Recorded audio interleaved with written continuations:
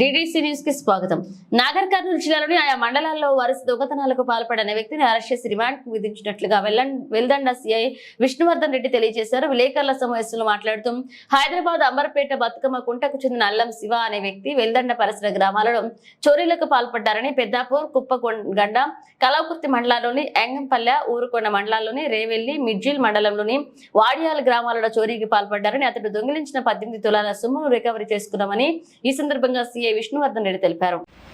ఈ రోజు మధ్యాహ్నం సమయంలో కొట్రా గేట్ చౌరస్తానందు వెహికల్ చెకింగ్ వెల్దండ సిబ్బంది వెహికల్ చెకింగ్ చేస్తుండగా ఒక అనుమానమైన వ్యక్తి పారిపోతుండగా అతన్ని పట్టుకోగా అతని బైకు TH07HZ3212 అనే బైకు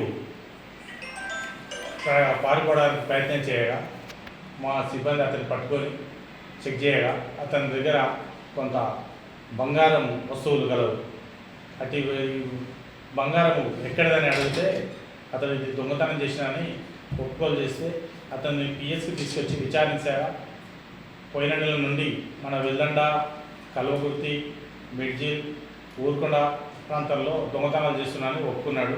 అందులో భాగంగా మొదటగా పెద్దాపూర్లోని ఒక ఇంట్లో 2.5 తులాలు, కుప్పగండ్లో 7.5 తులాలు మరియు కల్వకుర్తిలో, లింగంపల్లిలో 1/2 తులము, తర్వాత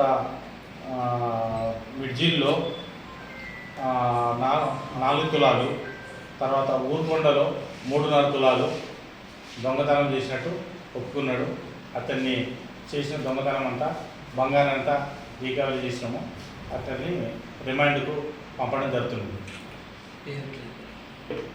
శివ, అల్లం శివ అని ఇతడు పాత నేరస్తుడు.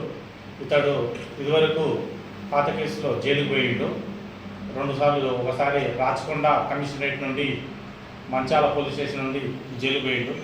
హైదరాబాద్ సిటీ పోలీస్ నుంచి అంబర్పేట పోలీస్ స్టేషన్ నుండి ఒకసారి జైలుకు పోయిండు. ఇతని పైన ప్రీవియస్ కేసులు కూడా ఉన్నాయి. ఆ కేసులు ఇంకా విచారణలో ఉన్నాయి.